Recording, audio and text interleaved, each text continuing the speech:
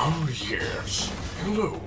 I'm Megatron, and you're listening to Altered Geek Unlimited. Excellent. Yes.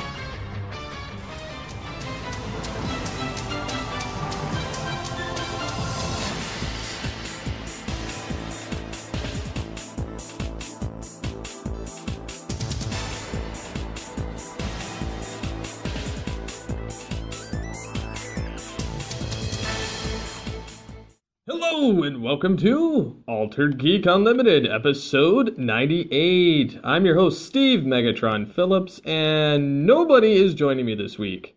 Why, you may ask? Well, I have been a very busy bee this week. As I stated in the last episode or the one before, I recorded 2 episodes in one night so that I had something for this week just in case. However, you are going to get a bonus episode that's going to come out the beginning of the week which this will air on the Monday, because I wasn't sure, and I've been editing the film project that we have for school, kind of breaking down and mixing audio and video and finding bad scenes and everything else. So in between that, I've been doing that. Also, have been busy with just life in general. It took me a couple days to recoup from lack of sleep. I saw a bunch of stuff that I really wanted to talk about, and unfortunately, because of the timing of this, and when everything came out, I didn't have time this week to really record anything, so I didn't want to have it be too dated, kind of like the SDCC stuff that came out. So I decided to record more or less on the fly. I'm here at work, actually recording, and there's nobody here in my office right now, so it's kind of convenient for me to do this. Normally I wouldn't do this, so if the audio's a little off and it doesn't sound as crystal clear as it usually does, this is probably why. So, without further ado, let's get into the news!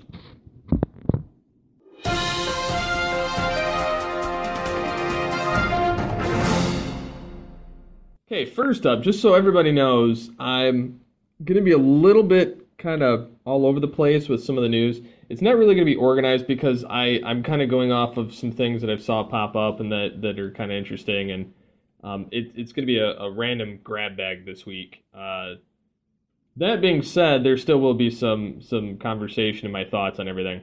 It's not going to just be hey, read the news. Woo! I'm not doing that. I hate that. So it looks like this has been a rumor for a while. But anyway, since they've released information about Green Lantern Corps movie, it's saying that obviously Tyrese Gibson's been having meetings with Warner Brothers, a couple of them anyway. And there's a possibility he may be Jon Stewart. It's not really saying one way or the other, because obviously it's a rumored fan casting.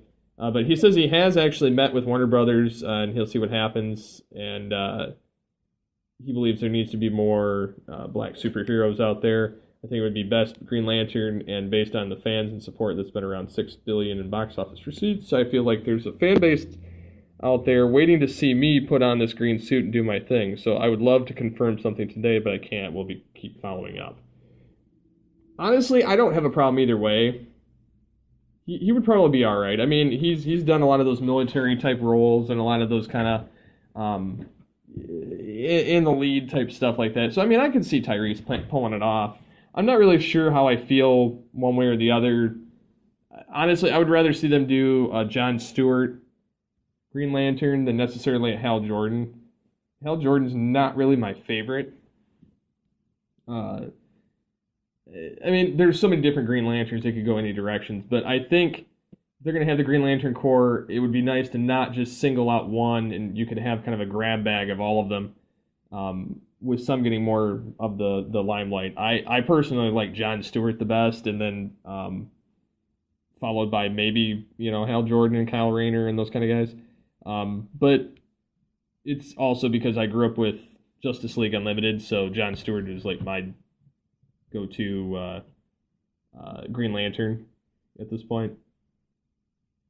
So, yeah, I mean, that could be something fun. I hope that pans out for him and he gets something in that realm.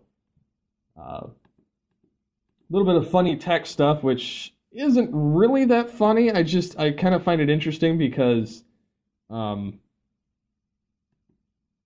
high tech our vehicles have gotten over the last, 15 years. I mean, that's really when they got very high tech. We have, of course, Fiat Chrysler has kind of run into this dilemma. They've had to recall 1.4 million vehicles because of remote hacking. Yeah, who would have thought that? With all the Bluetooth and all the, the 4G and with all the computer systems they're putting in to make them like a smartphone, a smart device. And this comes from Engadget. They said Fiat will patch 1.4 million U.S. vehicles following the reveal of a hacking method by Wired, the voluntary safety recall, which I understand it's voluntary, but it should be probably mandatory, being that somebody could hack your car and kill you. I'll get more onto that in a minute. But it says, which seems will come in the form of a USB dongle, applies to vehicles equipped with 8.4-inch touchscreen in-car entertainment systems. So basically the deluxe edition. Affected cars include Jeep Grand Cherokee, Cherokees, SUVs, Dodge Ram pickups, and many others. If you're concerned, see the full list. The hack makes it possible to kill the engine, remotely activate or disable the brakes, which, how that is even allowed with the braking system. I could see, yeah, okay, you could kill the engine, but how are you allowed to cut the brakes while it's on, like, running?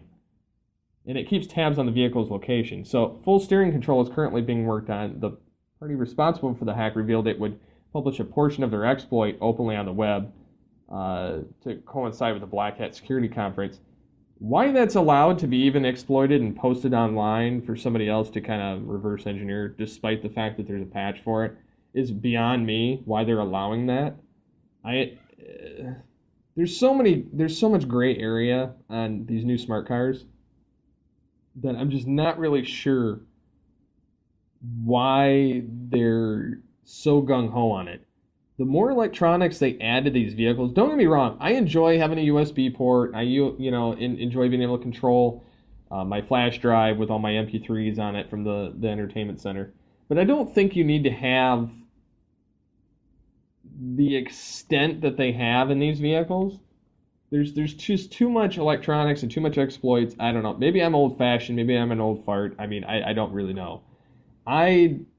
To me, all I want my vehicle to have anymore is I'd be happy with the USB because then I can charge my phone or I can have my MP3s playing. But I love remote start. I love the power window, power locks, the power windows, or mirrors, remote start and everything. I mean, that to me is what matters. I really don't care about heated seats. I don't care about an entertainment package or, the GPS because my phone can do that.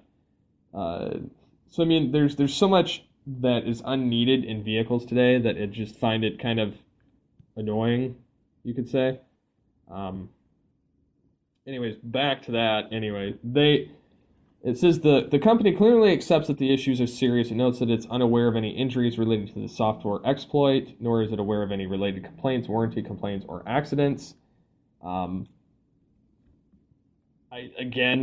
don't understand how you can get away with it cutting the brakes.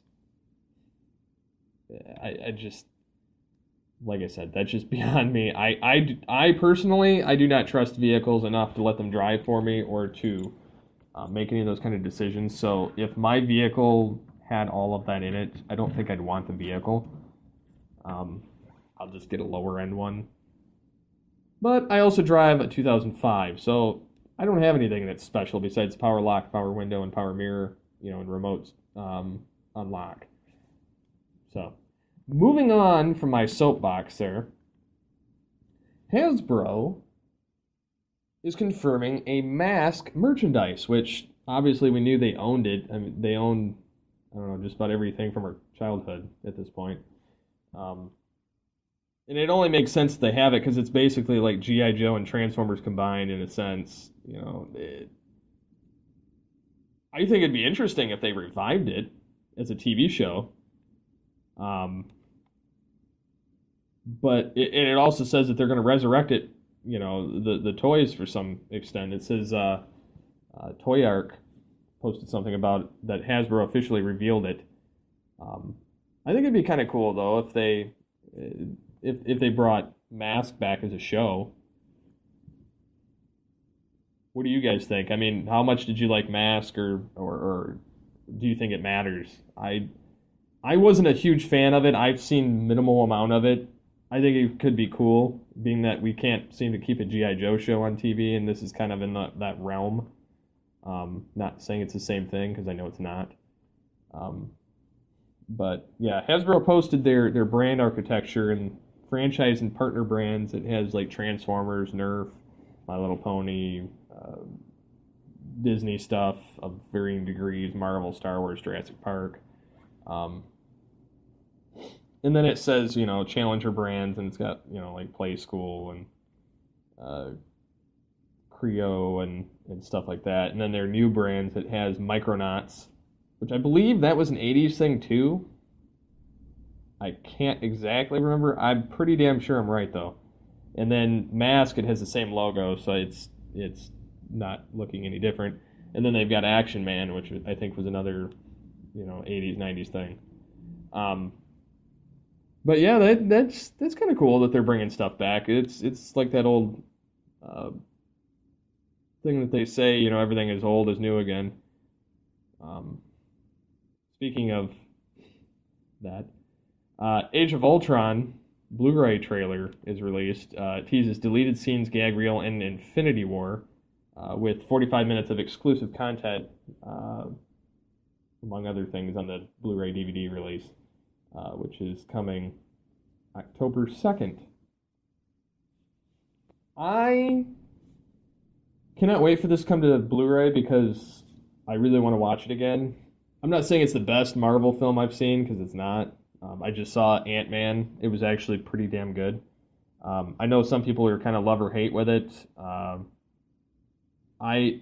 not a fan of a lot of these tertiary characters or secondary characters, even if they're primary at one point, because I don't know anything about them. But I still give them a shot and kind of watch them and see what's going to go down. But I think they did a good job with Ant-Man, kind of segueing a little bit. I like the 1989 kind of drop where they go a little bit into while Hank Pym still is Ant-Man, and then kind of his retirement age and his dealings with S.H.I.E.L.D. and you get this little nice nod of Agent Carter being there, which I was kind of confused, and then I was like, oh yeah, that is her. Because they aged her, and they digitally altered Michael Douglas to make him look younger. I think the movie was really good. I wouldn't mind seeing more of his character and both of them in some capacity in the future. I enjoyed them more than I enjoy Thor, so that says a lot. And I actually prefer him over Hawkeye, even, or the Hulk. So, coming from a guy that's a DC fan, hardcore, I really enjoyed that film. But jumping back into Age of Ultron, I'm looking forward to that film just because I want to see the gag reel and the deleted scenes and the Infinity War stuff. So, I don't watch commentaries. I dislike commentaries. I don't even like recording them. I enjoy watching when I'm watching and talking about it. Don't get me wrong. I don't care for commentary tracks. But everything else, like, I love special features. I love gag reels. I love deleted scenes. I love teasers. I love stuff like that on the discs. So, speaking of which, I should be getting and this is kind of a throw out there, in mid-August, or late August, I should be getting copies of Arrow Season 3, Flash Season 1, Gotham Season 1, and Batman Animal Instincts, which I will have written reviews for on the website, which all of them have special features, which is one thing I got to give WB Entertainment that they haven't been doing over the past few years with a lot of their stuff, is putting a lot of special features, deleted scenes, or any of that kind of stuff on the discs. And these seem to have it, and I can't wait to get my hands on them to review. I just think that would... I'll talk about it too on the show once I get them and once I'm able to talk about them. And I'll also have the I'll have the written reviews as well, which I'll link when it comes to that time. But anyways, back to Age of Ultron. They tease with behind the scenes footage of like Vision. They've got Unlock the Infinity 6, and then they show the Mind Stone. They show the Space Stone, the Reality Stone, the Power Stone, and then they show a bunch of goofy clips of stuff, of characters anyway. So, yep, that's coming. Moving on to the next kind of subject there, we have DC's Legends of Tomorrow will be an anthology series with standalone seasons. I'm kind of wondering if we're gonna have like a kind of like how the Suicide Squad or how Justice League, how they kind of rotate cast members every season. So it kind of gets us a chance to learn new characters, but also to kind of rotate them in and out, and then kind of test the waters. I'm wondering if that's how they're gonna go, like kind of the almost True Detective aspect of it, or if they're going to go like an actual continuation, but kind of make them like a movie, like a mini series, like, and then they span time. I'm not really sure, but they said this season, this first one, is basically like to the Ocean's 11 aspect. They compared it to that. They said that this is not designed to go on forever. The season is meant to be standalone, not like True Detective. But everybody will be continuing on this journey. The sort of central premise of time travel and Vandal Savage is totally up for grabs. It's meant to be a season that is tightly serialized, that when it's over, you can't go home again. It's not going to begin season 2 with us all hopping back on the same ship and with, like, let's get Vandal, let's get him for real this time. This is not a traditional episodic television. Each season is its own separate movie, which that's what I was kind of hoping for.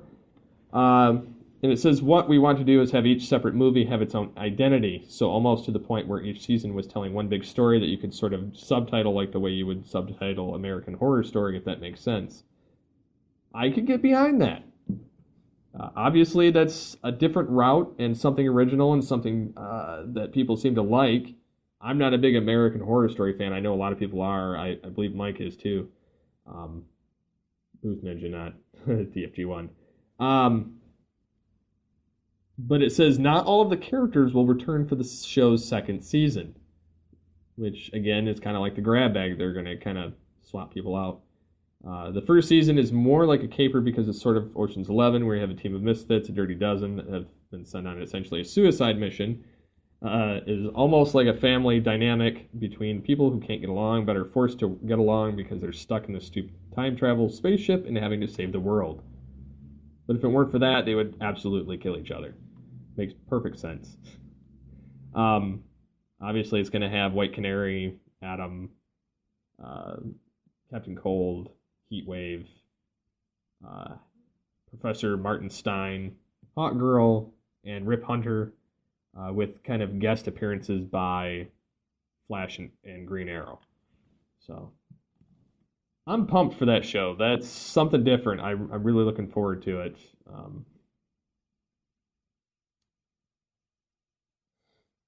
Heroes Reborn digital prequel is now available as of today, which is Friday the 24th. It says it's available on the new Heroes Reborn app. I'm going to have to download that and watch that, so I'm prepared for next week with it. It's titled Heroes Reborn Dark Matters. The 6-episode series is set 5 years after the finale of Heroes, when the public became aware of the existence as evolved humans, also known as Evos. That's so funny. In that time, Evos have grown both feared and revered, with an online community forming around the rallying cry of this anonymous hero underscore truther, who seeks to counter all the lies and fear-mongering and humanize those with extraordinary abilities. Among those posting their personal stories is Phoebe Frady, who's encouraged by her brother Quentin to document her origin story, but as Phoebe struggles to control her powers, she attracts unwanted attention from a mysterious new company. I'm wondering what's going to come into play with this. And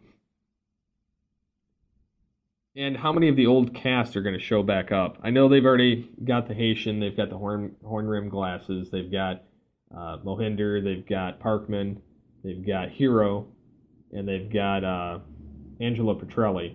So I'm wondering who all is going to actually end up coming back at some point. I would love for some of the other ones to make cameos, but we could probably assume that they're going to leave that door open in case they want to come back, or in case they can write them back in. There were so many that were left by the end of the series of heroes that they could be in hiding, or they could be dead, or they could be captured. So I'm really pumped for this because my wife and I are actually watching Heroes again.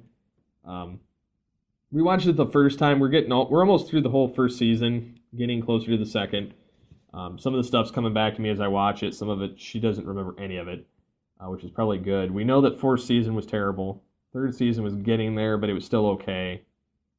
Second season was all over the place. But I'm looking forward to the revival of the show. I as I've stated in past weeks, I think that this could be a really fun concept. I just hope that it plays out well for them this time. But I think that because of how superhero-y TV's gotten now, I think that it when it arrived, it was way too early. And I think now is actually the perfect time for it to be capitalizing on this whole superhero everything. So, moving on.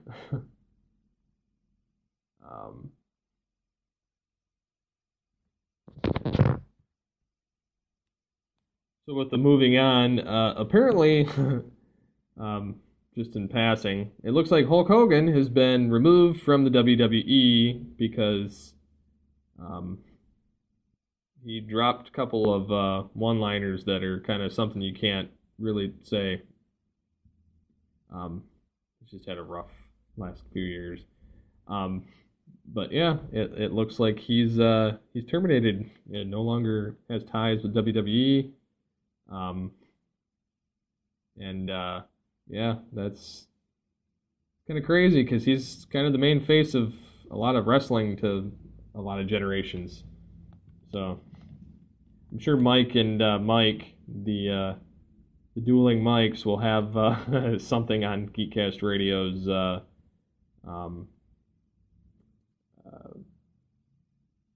Mayhem mics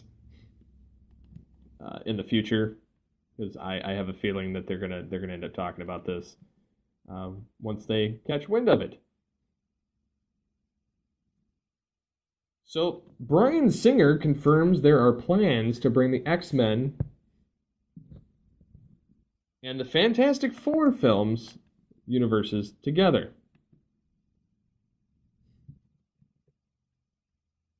Which, why they didn't do this sooner? Because it probably could have helped reinvigorate the X-Men franchise years ago. And also give the Fantastic Four a new film without having to recreate an origin story, or I don't know. I mean, I get why they've recreated them now because they, everybody else that was involved years ago don't really care to come back. And they weren't that great to begin with. But it says that Simon Kinberg thinks that joining the two is ill-advised since the Fantastic Four superpowers would render less important in a world where superpowers occur naturally in the human population, but that doesn't register with the executives at 20th Century Fox, so it's up to a brain trust to bring together the new Fantastic Four reboot and the X-Men.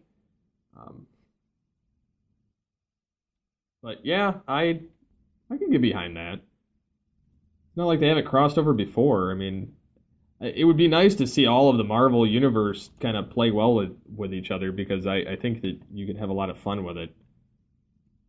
Having a grab bag, you wouldn't necessarily have to feature the same characters over and over and over and over and over and over. So yeah, this is one that's really close to me and my opinionated self. SWAT Katz Revolution by Tremblay Brothers Studios Kickstarter.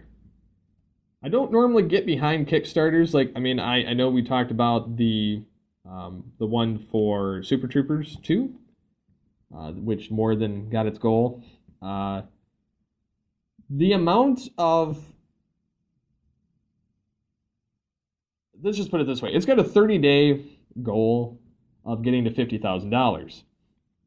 What this gets you is a TV series Bible, three scripts, character design, and concept art. They go all the way up to, and what they're hopeful is $1.5 million, which is production of a direct-to-streaming movie, 70 minutes. They get the $1 million, they get a production of a 5-part miniseries, episodes, 22 minutes each. They get $200,000, they get one new episode. So each step of the way, they get something for their benchmarks. It's the creators of it that are trying to bring everything back, which I think is awesome. I think SWAT Katz was such an underrated show, and unfortunately didn't. I loved it. I'd love to see it come back. That's one of my favorite animated series from the 90s that I used to watch. But anyways, they have so far out of their pledged 50,000 goal, like at least for the initial, they have 37,000. They got 28 days to go. I'd say that they have a pretty good chance of hitting their $50,000 goal or more. I would love to see this come back as a series. So if you want to find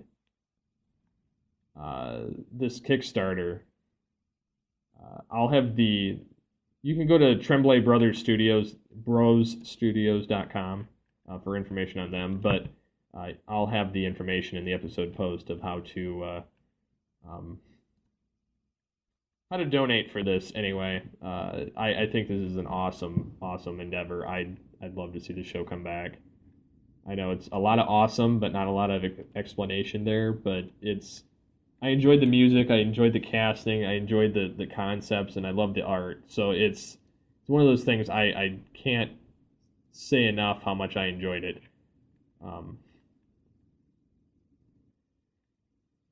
So, jumping into some more news, we have this was posted on Polygon. This is kind of a toy rush here. Hot Toys showed off its 1/6 scale Millennium Falcon cockpit. Toy makers bringing the entire model of the famous Corellian cruiser to Anacom in Games Hong Kong 2015 this week. Thing is awesome. It's so big that it requires multiple people to set it up. Assembling an 18-foot by 12-foot model of the Millennium Falcon ain't like dusting crops, is what they're saying. And then they have the 1/6 scale Stormtroopers and Darth Vader standing beneath it. And then they've got some TIE fighters behind it. That mother is huge. That is insane. Like the level of detail on this thing is just spectacular.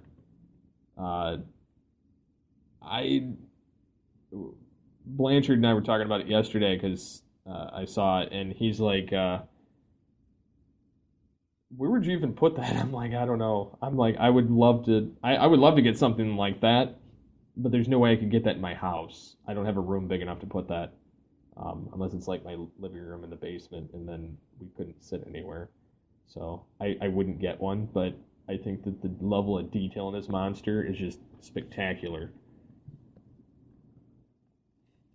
The funniest part about it is the article title, and it says, the Millennium Falcon toy is so big you might have to get out and push. So, there's that. Jumping over to Agents of S.H.I.E.L.D., for its third season. Chloe Bennett's Sky Daisy will be sporting a dramatic new hairstyle because they're chopping off her locks for season 3 so she could be like her comic book counterpart, Daisy Johnson, a.k.a. Quake. Like, I'm not familiar with the character, but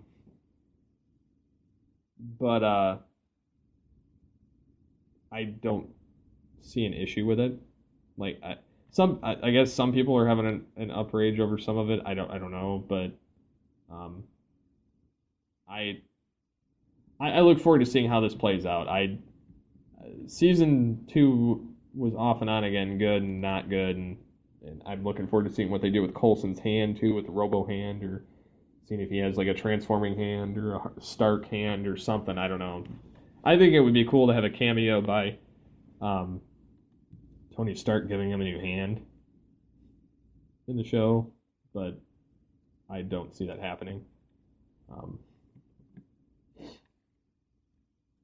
then, of course, they have Arrow Season 4 has a kind of unnerving amount of new cast members joining the show. Obviously, they're going to have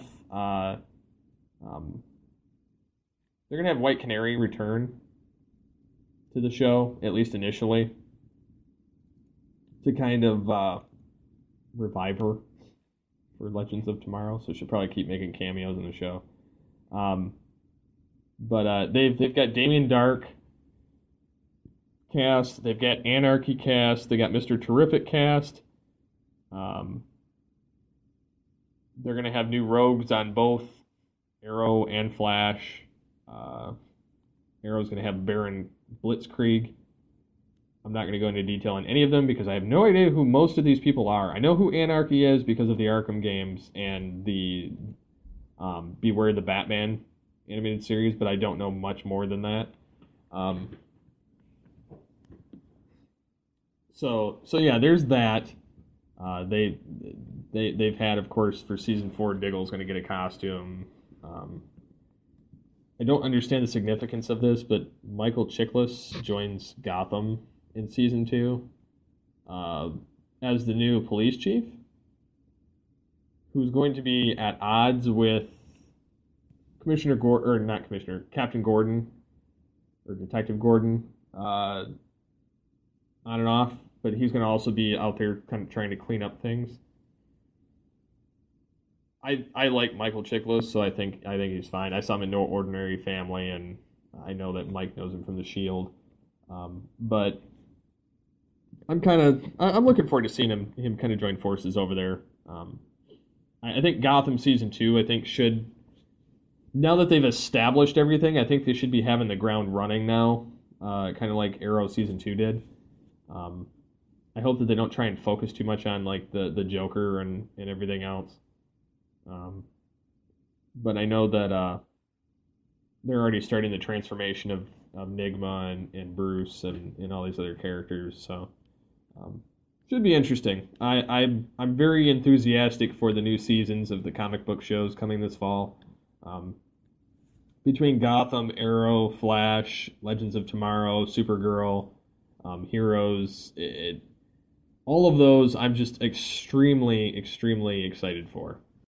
A little bit of other news. They've got the female Ghostbusters names revealed. Means nothing to me. I could care less what they're named. I'm just going to look forward to seeing the movie.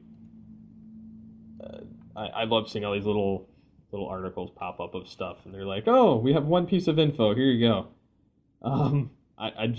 That's why I'm just kind of rambling off what the information is rather than digging into it, because rather than waste time on trying to explain what I think about some of those, I have no opinion. I'm just trying to state the obvious. Kind of going into something that's not even news or whatever related. I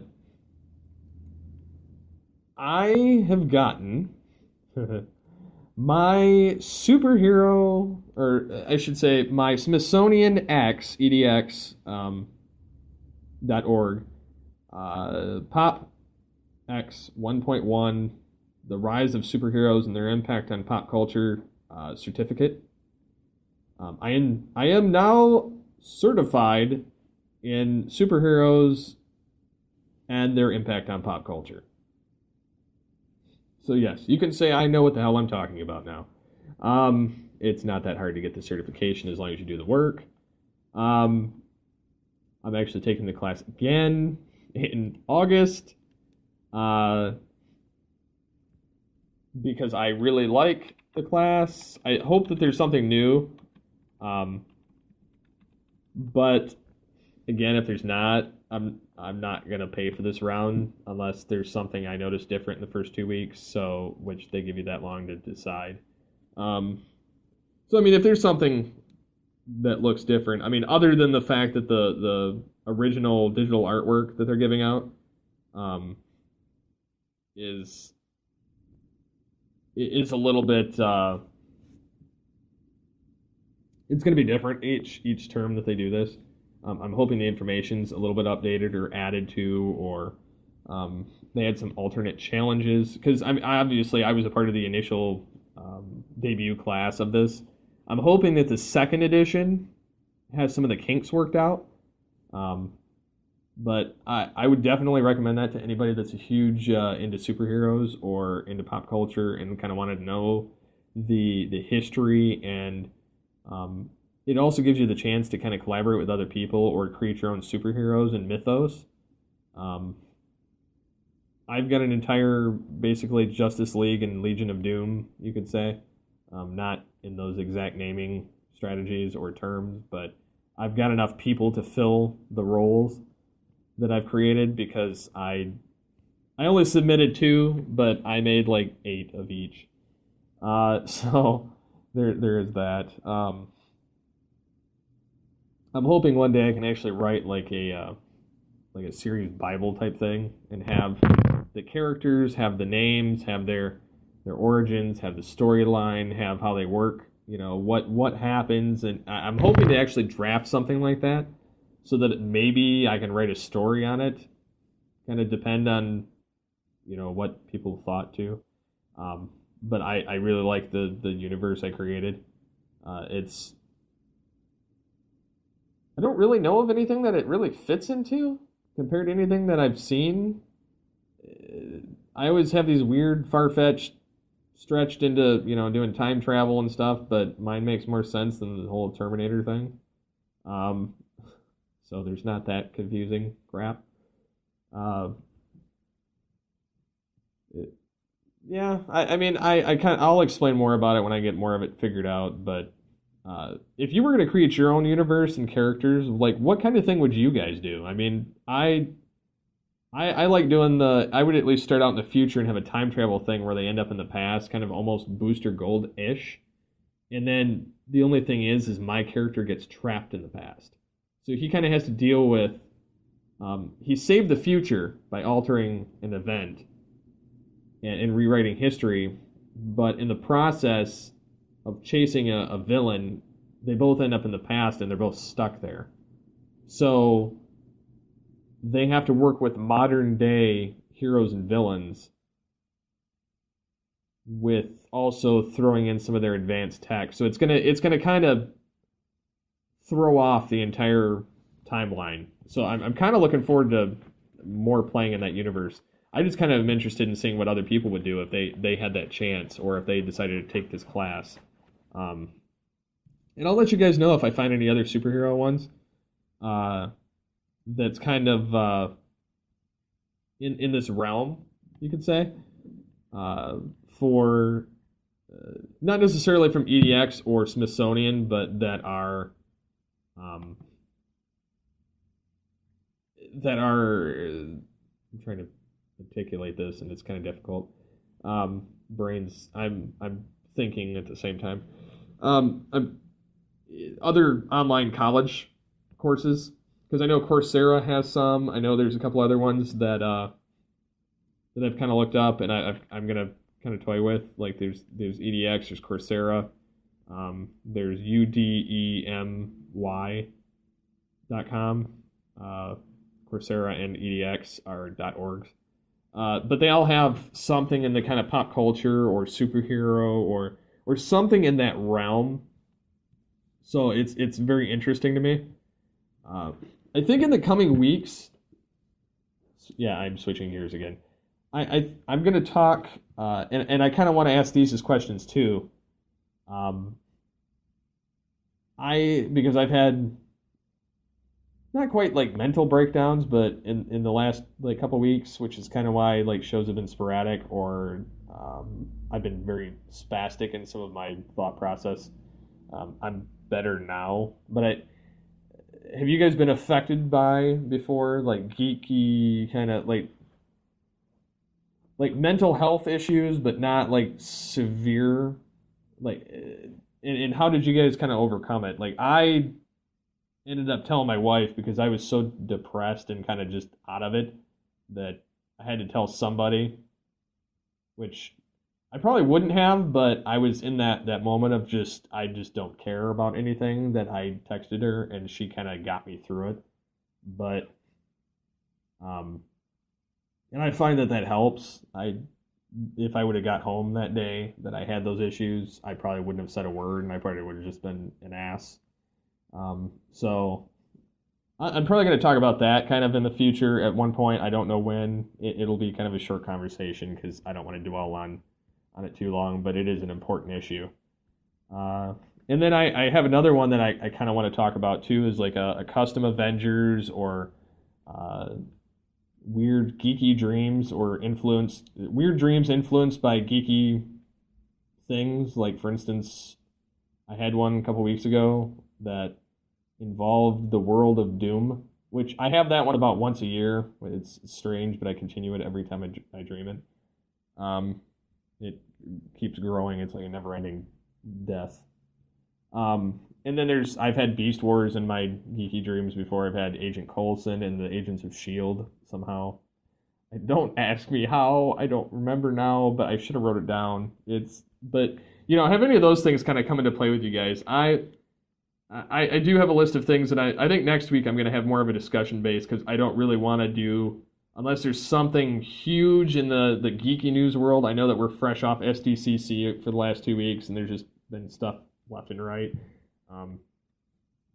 I'm assuming Deadpool will be out shortly, like officially, so Mike and I can talk about that too. But yeah, I mean, if there's anything you guys want to bring up and have us talk about, I'd love the conversation. And also, if you guys can tell me what your favorite moments of the show, or basically we could have a call-in Q&A type thing for Altered Geek episode 100. We're 2 episodes away. That's a huge milestone. I don't even think All Things Transformers hit that, but we'll find out. Yeah, I know it's a little long-winded this week. It's not quite as long as last week's. But I think I did pretty well this week. It's not often I have a lot that I really want to talk about. I do have quite a few topics, but they're always just jumbled around in my brain.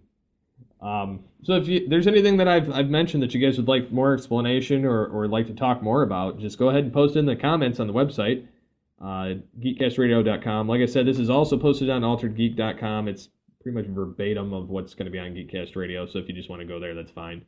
But that is the alternate place that you can look for it. It's also going to be posted on, we've been partnered with blogtalkradio.com for several weeks. It's actually been since the beginning of June. And maybe mid-May, I don't know, beginning of June.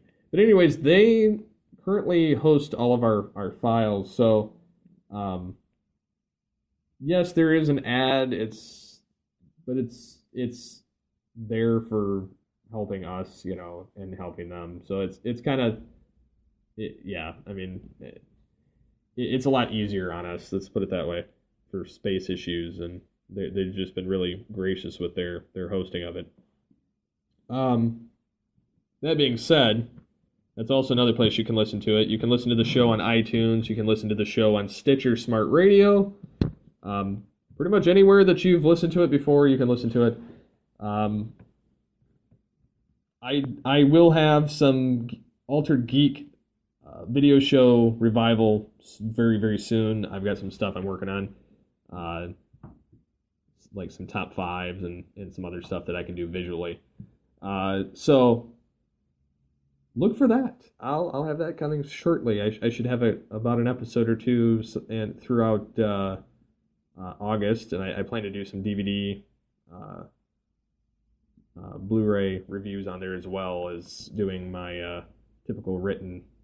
So look for that. And until next time, I've been Steve Megatron Phillips. You can get a hold of me on Twitter at SCP21. You can get a hold of the show at Altered Geek. And until next time, get altered, get geeky with the Altered Geeks.